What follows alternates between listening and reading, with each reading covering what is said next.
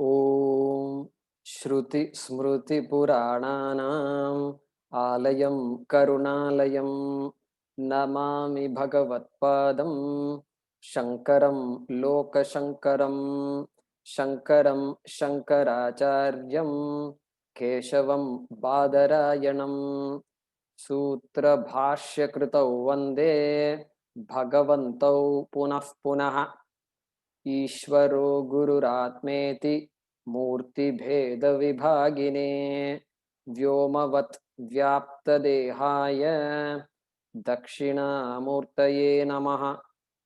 सदाशिवसमारम्भां शङ्कराचार्यमध्यमाम् अस्मदाचार्यपर्यन्तां वन्दे गुरुपरम्पराम्।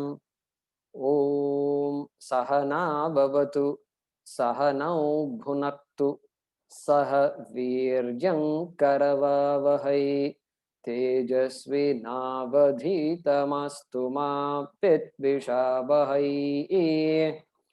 ॐ शान्ति शान्ति शान्तिः।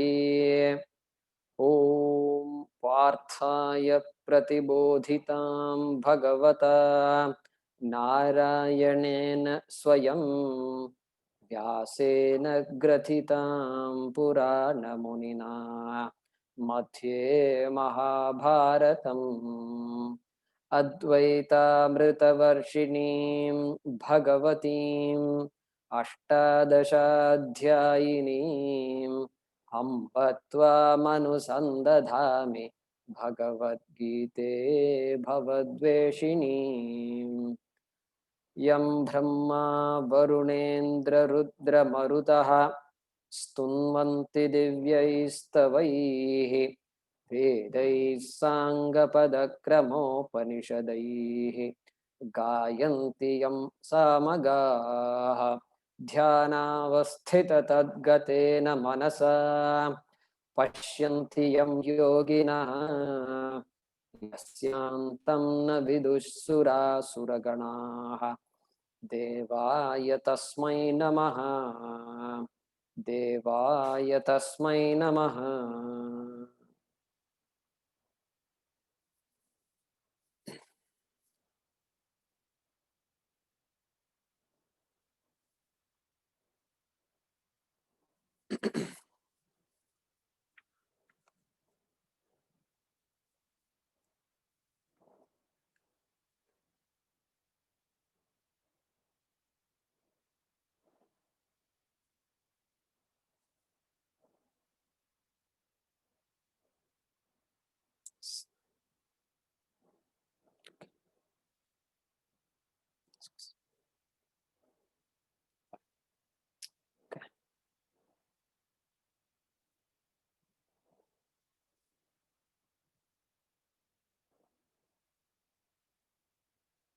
Yeah, Dr. Satya Chilukuri, go ahead and unmute yourself.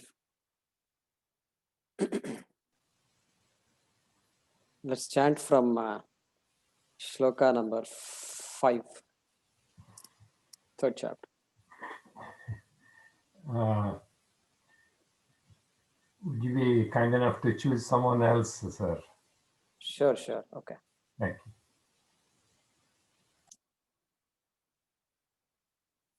Okay. Who has not done it in a long time? Madhumati Narayanan ji.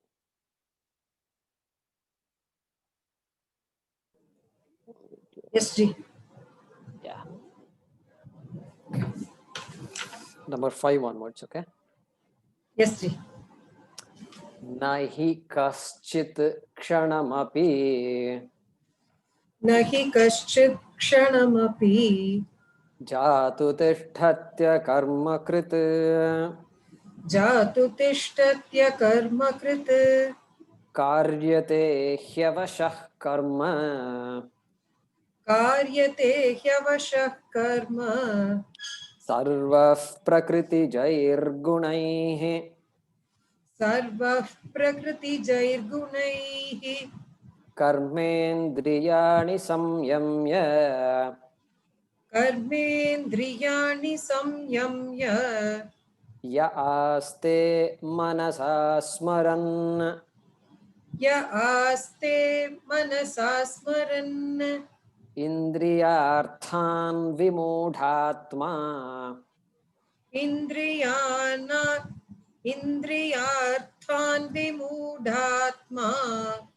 Mithyacharasa uchyate मिथ्याचारस्य उच्यते Yastvindriyani manasa यस्त्विन्द्रियाणि मनसा Niyamyarabhate Arjuna नियम्यारभतेऽर्जुन Karmendriyai कर्मयोगम् कर्मेन्द्रियैः कर्मयोगम् असक्तः स विशिष्यते असक्तः स विशिष्यते नियतं कुरु कर्म त्वं नियतं कुरु कर्म त्वम् कर्मज्यायो ह्यकर्मणः कर्मज्यायो ह्यकर्मणः शरीरयात्रापि च ते शरीरयात्रापि च ते न प्रसिद्ध्येद कर्मणः न प्रसिद्ध्येत कर्मणः यज्ञार्थात् कर्मणोऽन्यत्र यज्ञार्थात् कर्मणोऽन्यत्र लोकोऽयं कर्मबन्धनः लोकोऽयं कर्मबन्धनः तदर्थं कर्म कौन्तेय तदर्थं कर्म कौन्तेय मुक्तसङ्गः समाचर मुक्तसङ्गः समाचर. Yeah, thanks. So this is where we were the last class.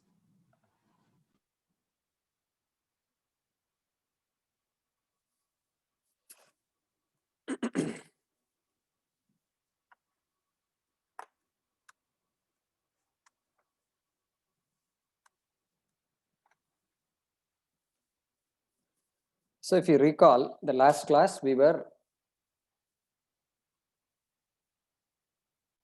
understanding the word yajna, which was introduced by Bhagavan Sri Krishna.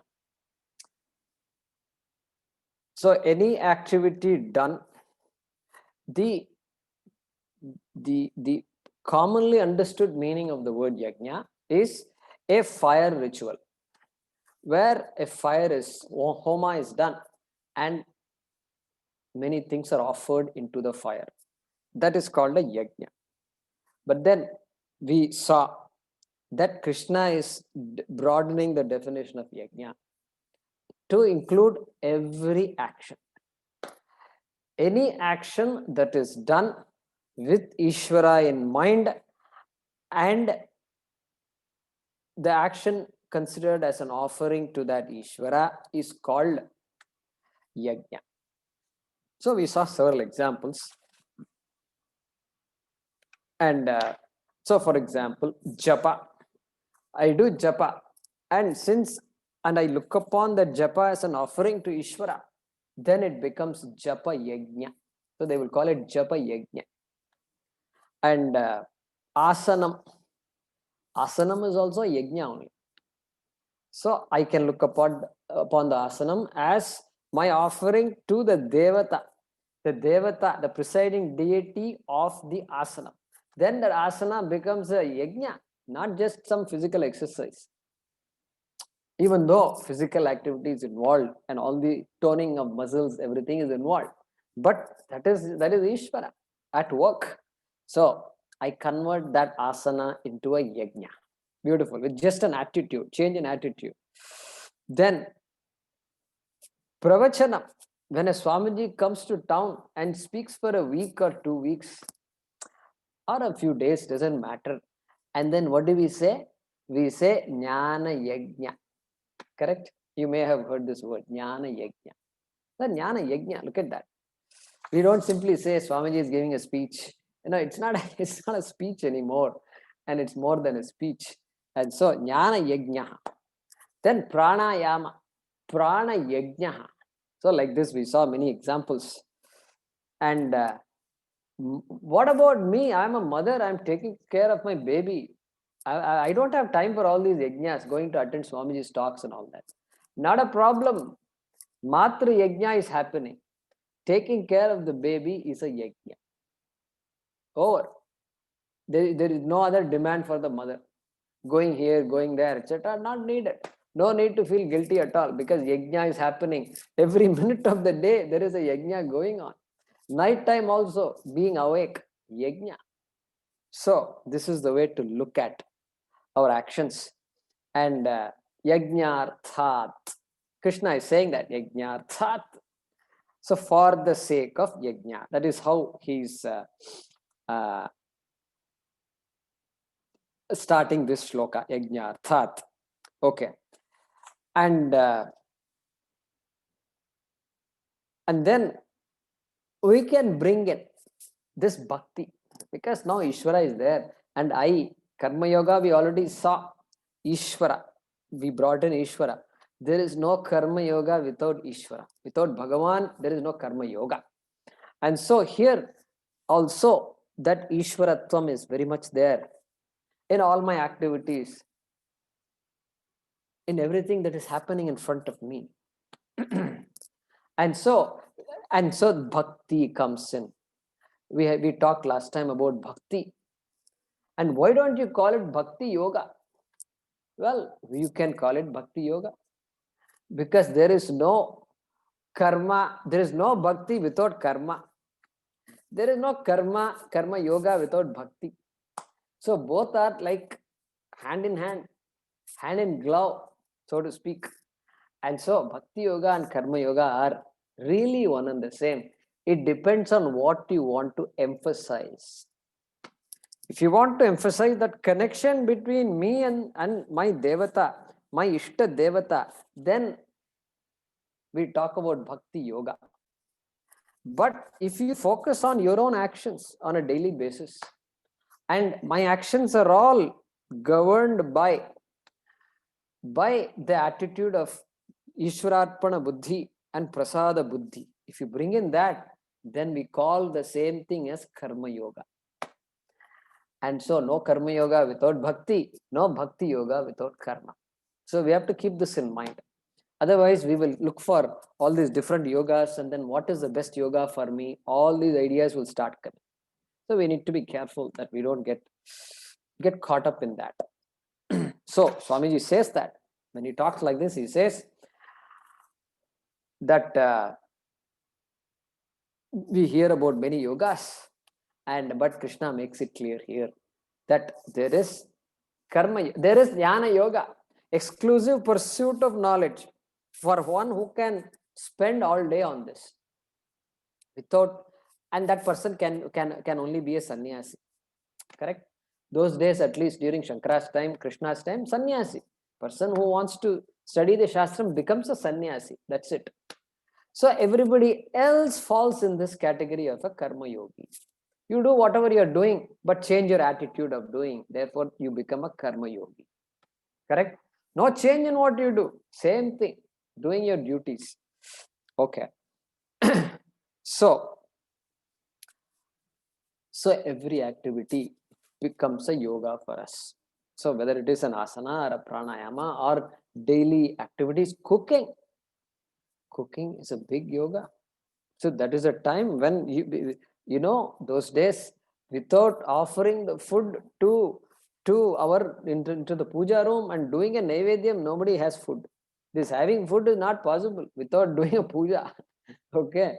And you can't simply cook food and then taste it like this and this one like this, and how is this sabji and all. They don't do like that. This tasting business while cooking is not acceptable. Traditional people will just laugh at you if you do that. Because, see, beginners like me, when I used to cook, I have to taste every 5 minutes. I have to taste and see what is going on, because I don't know which direction it is going. And I have to eat. I am the victim also. So I have to be careful. So periodically I have to put it in the mouth. But this is not allowed. In the tradition, it's not allowed.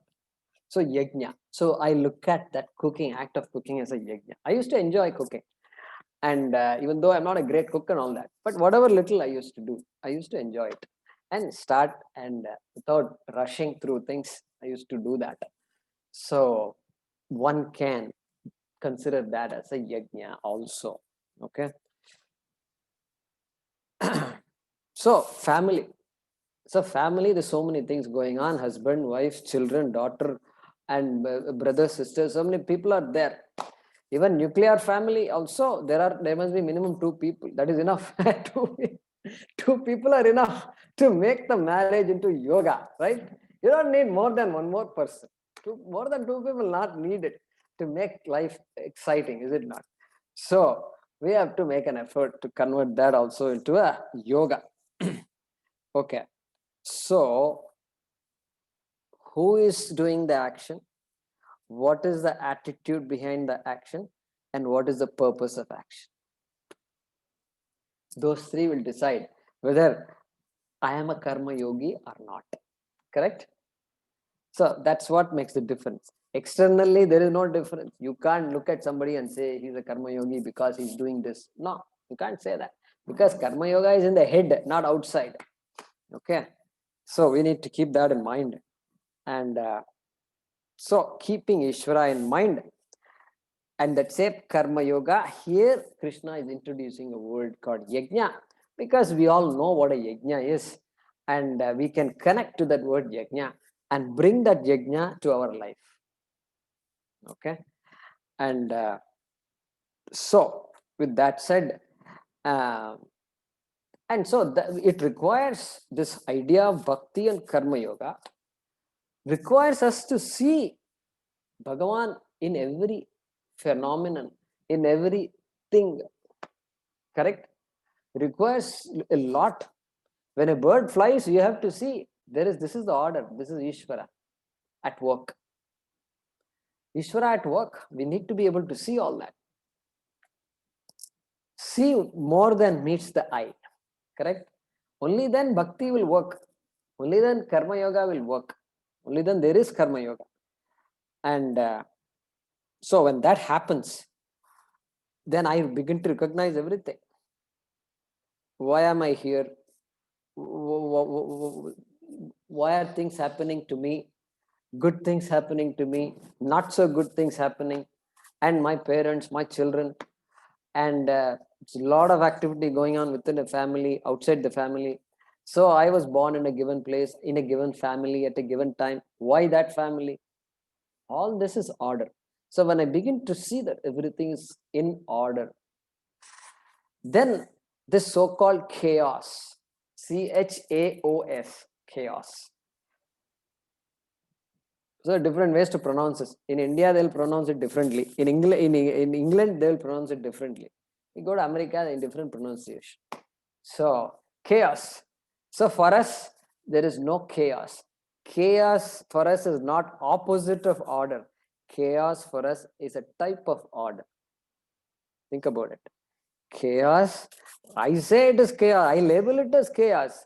But in Ishvara's Jagat, there is no chaos. There is no disorder.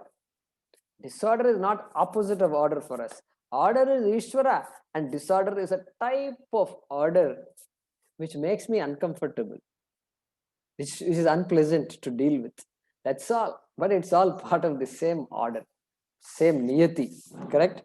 So this kind of vision shift is needed for me to convert my actions into yoga. And so therefore nothing is random. This idea of randomness, we Indians won't accept that. Random means what? Random means random means it's an exception. It doesn't follow certain laws, the laws that we know. That is what random means.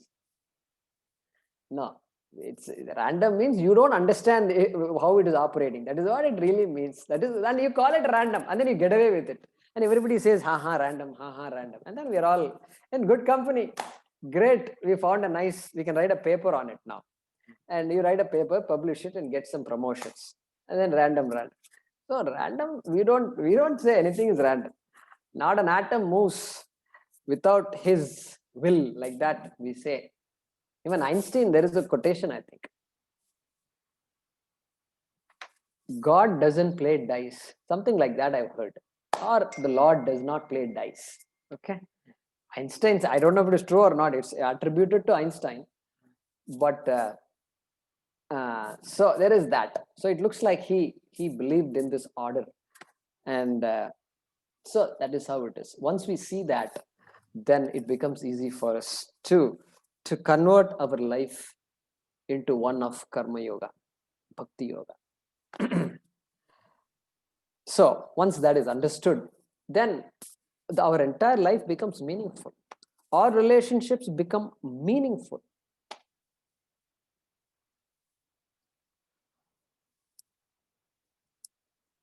He's tough to live with. She's tough to live with. This is common experience. Then it strikes me, and all of us have that experience. There is not one particular person is chosen to have a tough partner and all that. There is no such thing like that. And we think we are persecuted, but really we are not persecuted. This is everybody's experience. So if somebody gets a tough partner, it is because that person does not yet have prasada buddhi. And Bhagavan's way of giving you prasada buddhi is to give a tough partner.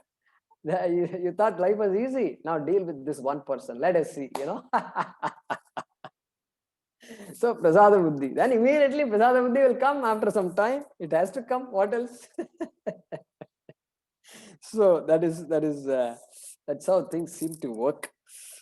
And so therefore I worship Ishvara. I worship Bhagavan through my act. Whatever the act is, I worship. Okay. And this we inculcate from a young age to children by teaching all these shlokas. And by the time they get up, and I told you the other day, Karagre Vasite Lakshmi. So in my hands, and the tip of my hands, Lakshmi is residing. Karamadhye Saraswati. My grandmother taught me this. And in the middle of the hand, Saraswati is there. And Karamole Sthita Gauri. And Gauri is there in the base of the palm. And Prabhate Karadarshanam. We all used to do this. And when I taught this to the kids, I made all the kids lie down. Come on, all of you are sleeping. And close your eyes. It's night time. Mother has asked you to go to bed. Go to bed. And then they all go to bed. And then they look this way, that way, to make sure, everybody's, doing this. Am I the only one, or everybody's doing this, They look like this. Then everybody's sleeping. Okay. Sleep well. You're all sleeping very well. And then, okay, it's 2 o'clock, 3 o'clock, 4 o'clock, 5, 6 o'clock. Whenever you're going to get up, mom is going to come and wake you up. And she's going to wake you up. Now you're going to open your eyes.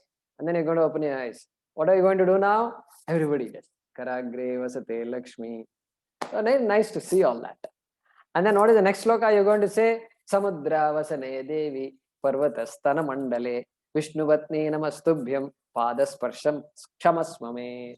So they love it. Because now what? You're going to put your foot on Prithvi, Mother Earth. You're going to step on her. Is it right to step on your mother? No, it's not right. Then you're going to step on, this is Mother Earth, is it not? She's the one who's protecting us. Yes. So now, before you step foot on her, you have to say the shloka. That's it. And they go, they pick it up. So this is how we pick up. So that is why Vedanta is very easy for somebody who has lived in this culture. And, seeing Ishvara, seeing Bhagavan, seeing the entire order as Ishvara is not difficult for us.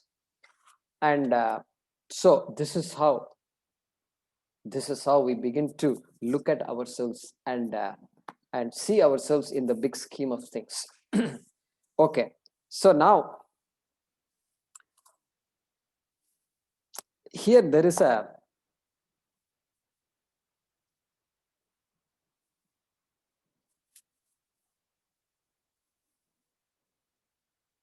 yajna. Swamiji talks about direct yajna and indirect yajna. Direct yajna means what? Like the homa that you do, where you're invoking the devatas.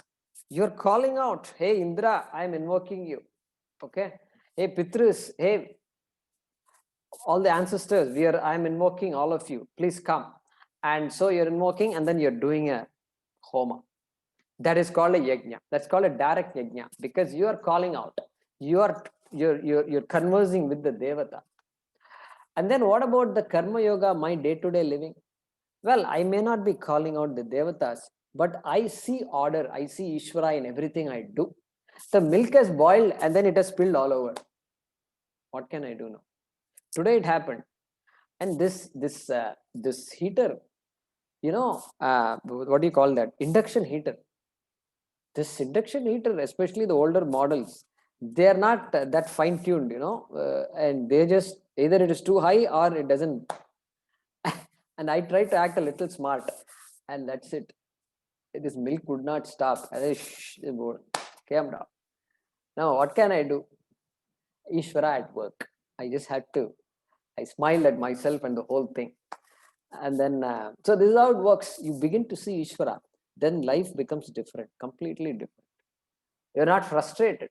You don't allow yourself to get frustrated because you see order immediately. And there is a reason for why things happen. That is how we look at these things. And so that's the direct yajna. Indirect yajna is karma yoga. My daily acts, when I see Ishvara in everything, then that becomes an indirect yajna.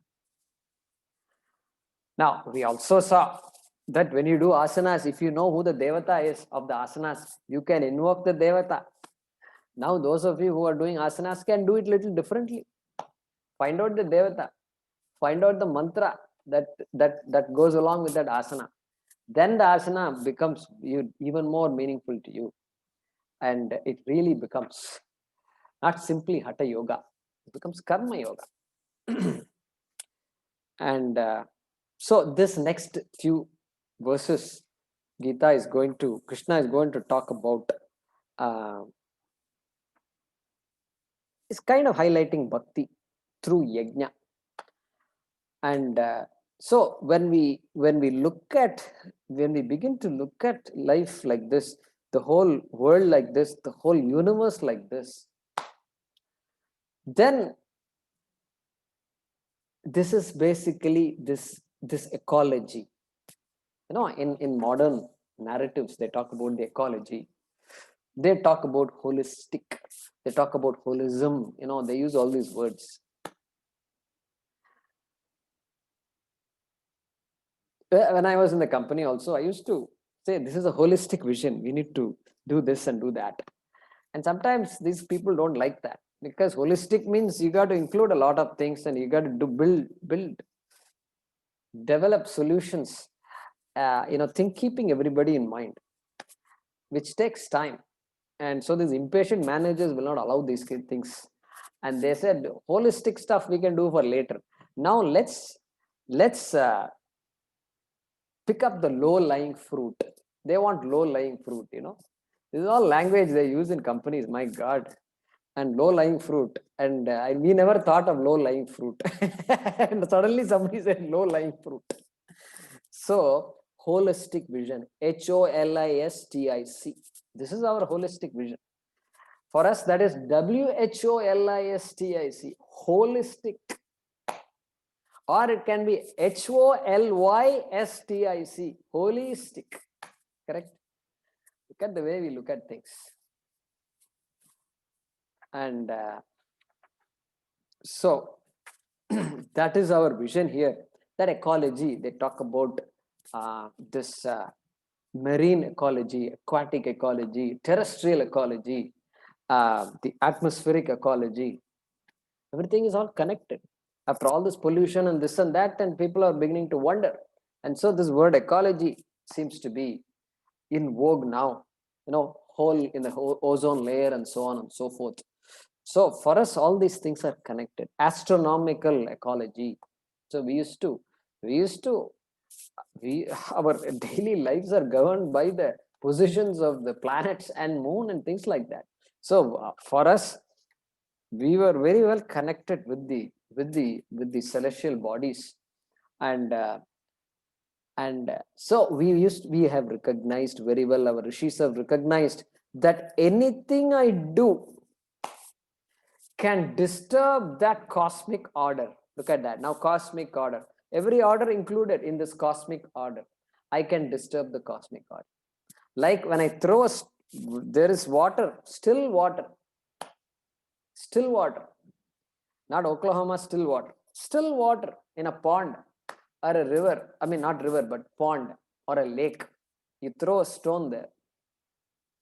And then waves. Keeps on going. Keeps going. Keeps going. Keeps going. Keeps going. Keeps going. Stone was dropped here and the waves are going. So like this, our rishis believed that whatever action I do, I am going to have an impact on the rest of the world, not just rest of the family, rest of the world. Okay, this is their belief. This is how they led their lives, and therefore that order can easily be disturbed here, Arjuna.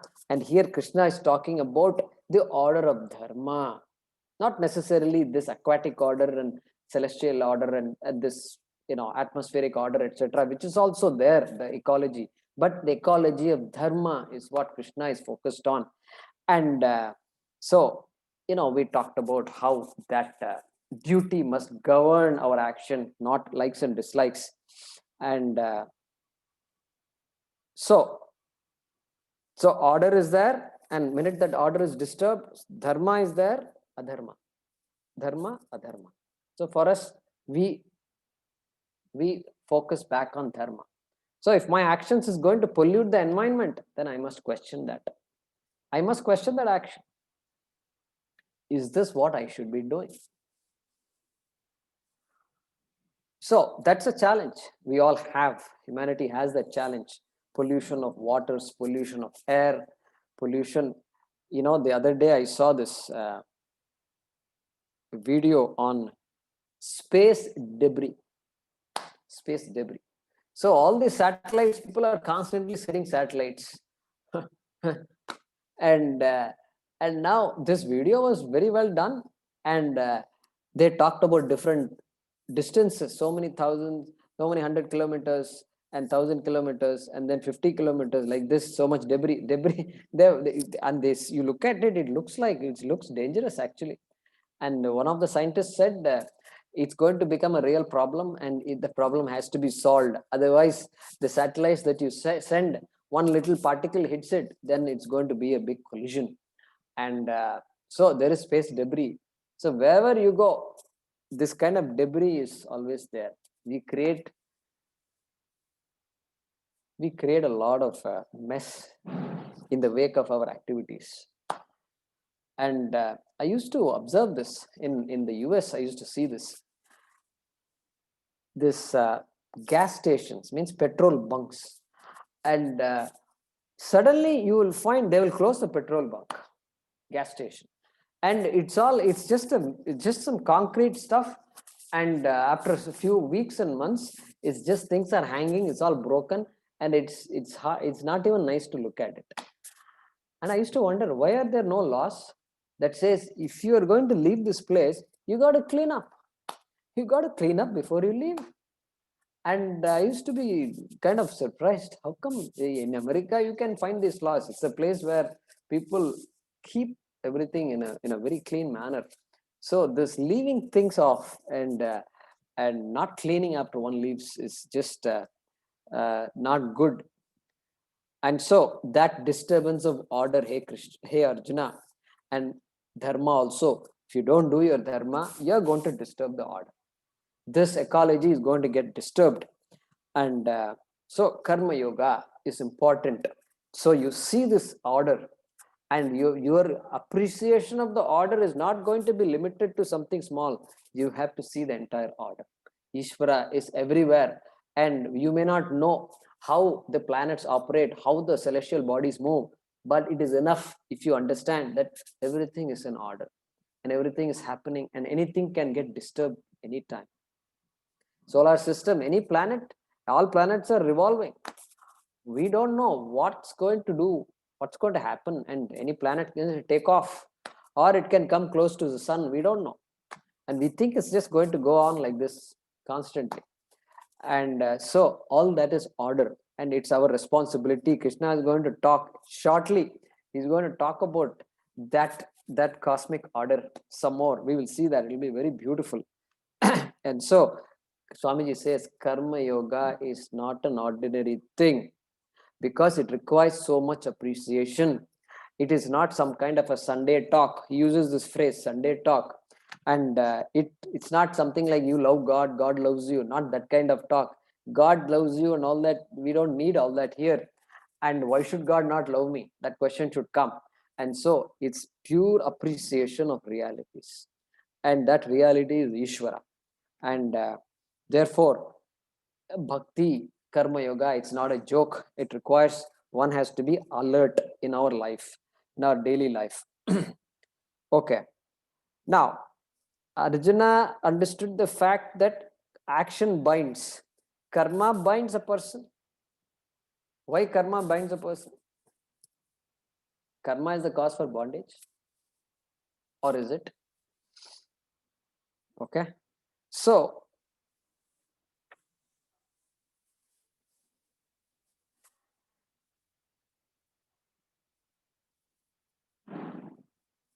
because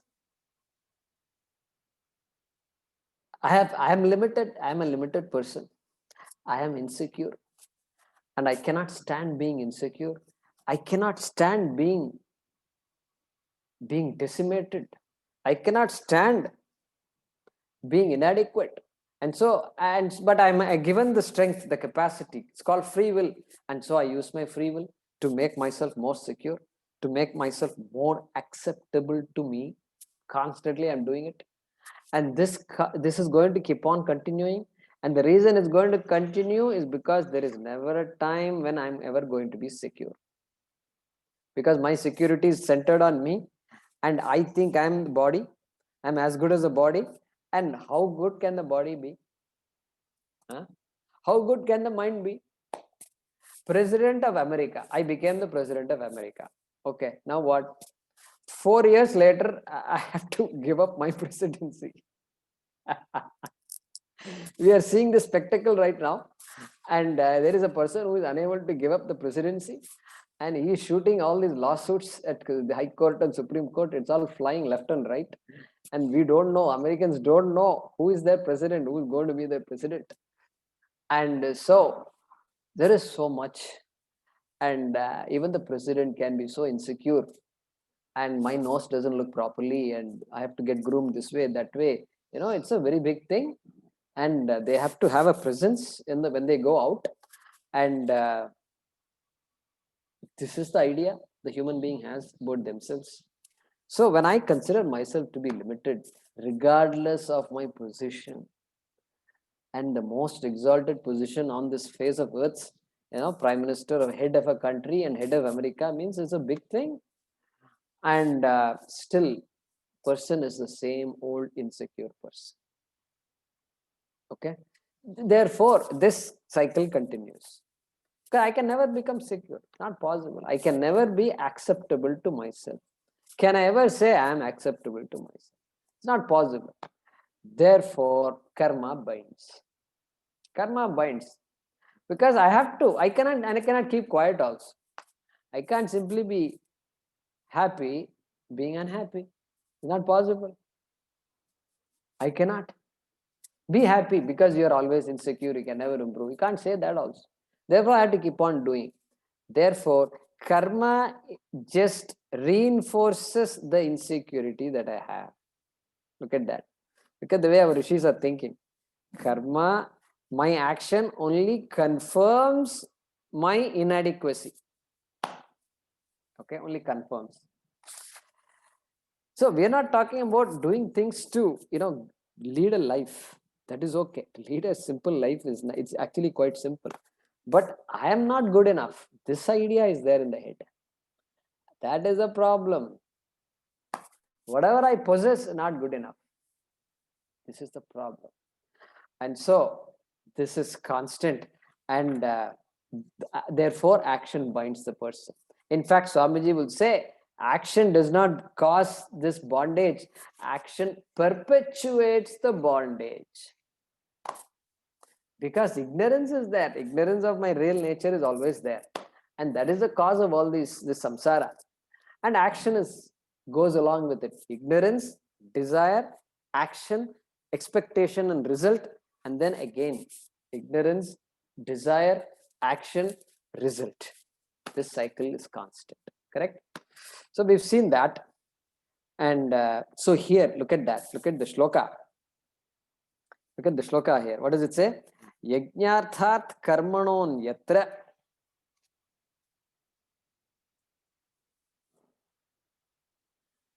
lokoyam karma bandhana. Karma bandhana. Karma becomes a bondage, becomes a shackle for the person if that person does karma not as a yajna. Yajnarthat karmanaha anyatra. Means when karma is done not as a yajna. Not as a yajna. If you don't look at your actions as a yajna, then that karma becomes binding. Same thing we talked about earlier also. If I go purely by my raga dveshas, then that karma becomes binding. If I go by dharma, adharma, then I am always free. Okay, same thing, different language. Yajna, whenever I look at my karma as a yajna, then that karma cannot bind me. That's what Krishna is saying here. Look at that. Yajnarthat karmanon yatra lokoyam karma bandhanaha. And here, Shankara steps in. Bhagavan Shankaracharya does not comment much on this shloka. Okay, and let's see, it's been a while since we read Shankara's Bhashyam, right? So some of you have joined the Sanskrit classes also. I see Vijay Kunnadji and other people have joined. So let's see. I'm going to read out what Shankara says. Not difficult. I'll explain what it is. This is how he starts. Yajnyo vai Vishnuho iti shrutehe yajnaha ishvaraha. He's saying, shrutehe, from the shruti, we hear from the shruti which says, Yajnyo vai Vishnuhu. He's quoting, that is in quotes. Yajnyo vai Vishnuhu is in quotes. He is quoting, and he's quoting this in the Yajurveda. There is Samhita, Brahmana, Aranyaka. So in that Samhita, there is one Samhita called Taitriya Samhita, and from there he's quoting Yajnyo vai Vishnu, means Yajna is indeed Vishnu. That is a statement. And he's saying that from that Shruti called Yajnyo vai Vishnu, Ishvaraha Yajna. Yajna Ishvara. Yajna is nothing but Ishvara. Yajna is equal to Ishvara.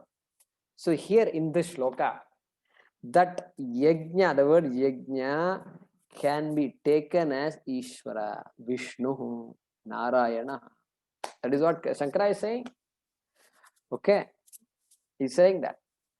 And then tadartham yat kriyate tad yajnartham karma.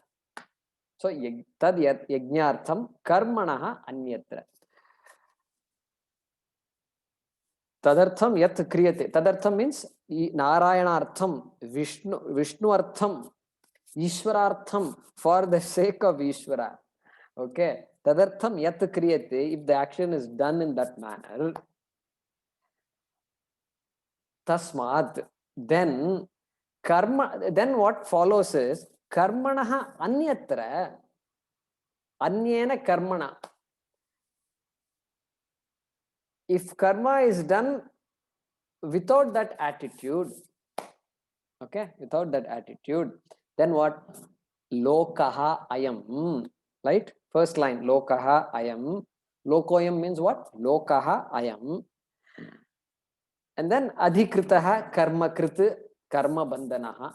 And then he goes on like that. Okay, he is finishing off from that.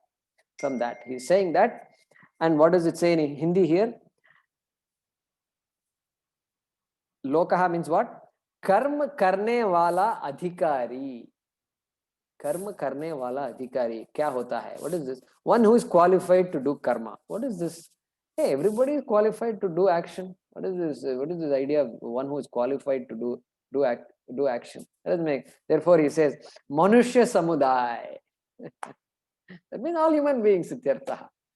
Not animals. Animals excluded because they're not qualified for action. Therefore, Manushya Samudaya, he says. And then Karma Bandhanaha. Yajna. So the one who does the karma for keeping Ishvara in view, yajna arthat, or for the sake of Ishvara, for the sake of maintaining this order. Look at that.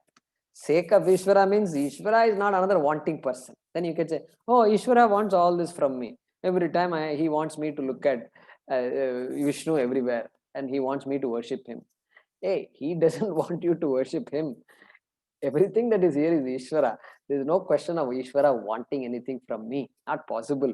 So it is my blessing to be able to see everything here as Ishvara. And so tadartham karma kaunteya, tadartham Vishnuartham. Okay, second line, first word, tadartham Narayanartham Yajnartham. For the sake of Ishvara, keeping Ishvara in view, karma, he Kaunteya, he Kunti Putra, he Arjuna, tadartham karma kuru. Tadartham karma samachara, last word in the second line, samachara. Tadartham karma samachara. Achar karo. Achar karo means not pickle karo. I don't know whether this word is there in Hindi or not. Achar, char. Hindi, I don't know how it works. But so you It's there, use The it is word there, huh? Achar. Yeah, it's there. How does it go? Achar karna is literally, durachar. It means bad behavior. Yeah, exactly. Durachar mat karo. Samachar karo. समाचार no समाचार नहीं पढ़ना क्योंकि समाचार में सब negative news है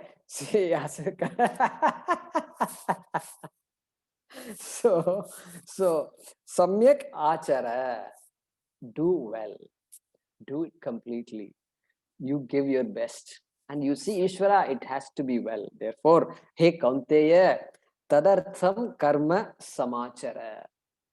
How can I do that? Mukta sangaha, mukta sangaha. Mukta Sangha. So Sangha attached to what I do and what I get. Mukta Sangha, free from this expectation, grand expectations. And if I don't if I don't succeed in this, what will happen to me? Nothing will happen to you. The fact that you have done it itself is success. That's it. What comes to you is not in your hands. So what is not in your hands, how can you blame yourself for it? No, you can't. Not in your hands.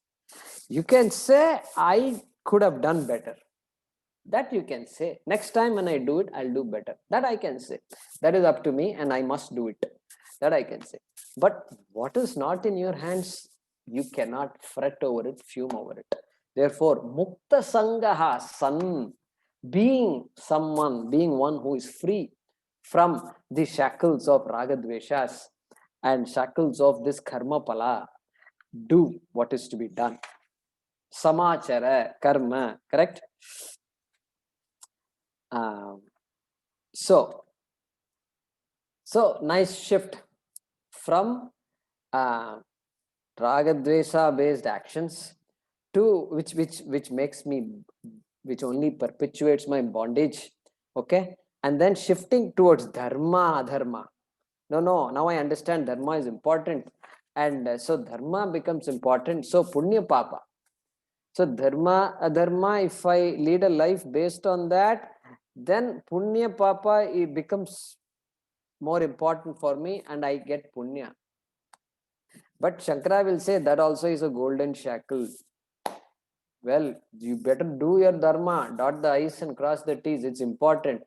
You definitely should not be unrighteous, and so be righteous. Good for you. But that also is a golden shackle. That also will perpetuate the samsara. Same thing will continue. Then what? Further shift. Ragadvesha to dharma, dharma to what? Karma yoga, bhakti yoga. Looking at everything as Ishvara. Why should I do that? So I can get antakarana shuddhi. Why should I get antakarana shuddhi? Because moksha. What is moksha? Moksha is not going to a place or saying hello to Vishnu. Finally, Vishnu, all the tapas I did, finally I came to heaven. Why did you give me such a tough time? Huh? What did you pick me like this and you made me run round and round? And no, that is not moksha. Hey, moksha is siddha vastu. It is already accomplished. And that antakarana shuddhi I want. So I can see what the Shastram says. When the Shastram says Aham Brahmasmi, what is the meaning of that? Aham Brahmasmi. Everything that is here is Brahma, and that Brahma is me. I need to see that. It's a fact. Therefore, all this Karma Yoga and Bhakti Yoga is meant for me, of course. And so, beautiful shift. And so, Mukta Sangha Samachara. And Arjuna might say, no, I don't want a kingdom and this and that. Look, you don't want a kingdom. That's great. You are a very magnanimous fellow. And not many people will stand and say, I don't want a kingdom and all that. But Arjuna, Kaunteya, it is not in your hands. Look at that. Look at this statement. It is not in your hands to walk away from here. You think it is, you have a choice? No, you are the de facto leader. You are a Kshatriya people have been looking up to. Therefore, long ago, it is not in your hands anymore. This is amazing thinking. It's not in your hands. You can't decide now anymore. You are in a position where you have to act. Period. That's it. You can't suddenly say, I'm going to do something different. No, there is nothing. There's no other thing for you to do better than this. So, not in your hands. Therefore, you must, you have to follow that niyati. So, let's conclude by translating the shloka. Yajnarthat karmanon yatra. How do you split that? Yajnarthat karmanaha anyatra lokaha ayam karma bandhanaha tadartham karma kaunteya mukta sangaha samachara. Okay. So, if karma is not done as a yajna, yajnartharth karmanaha anyatra, comma, okay, a person is bound by that karma. Ayam lokaha karma bandhanaha asti. You can add asti if you want. Ayam lokaha karma bandhanaha. That person is bound by that karma. A person is bound by that karma. Okay, full stop. For this reason, tadartham,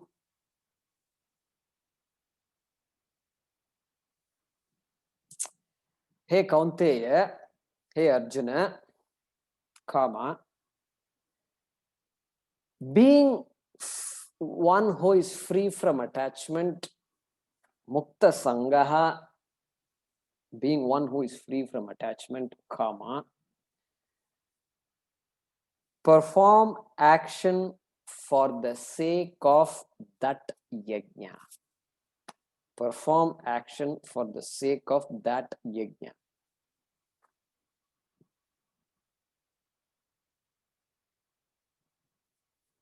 Okay. So I'm going to read this again. If karma is not done as yajna,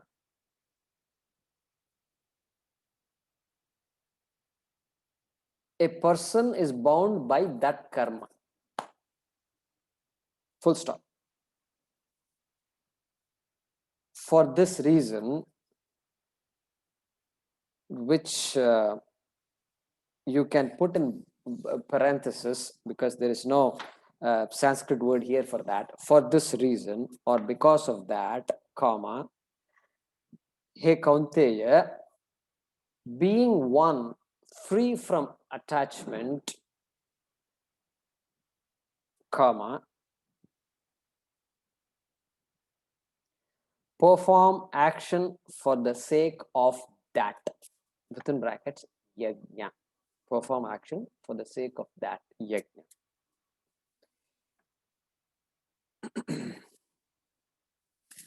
Om Purnamadah Purnamidam Purnat Purnamudachyate Purnasya Purnamadaya Purnameva Vashishyate.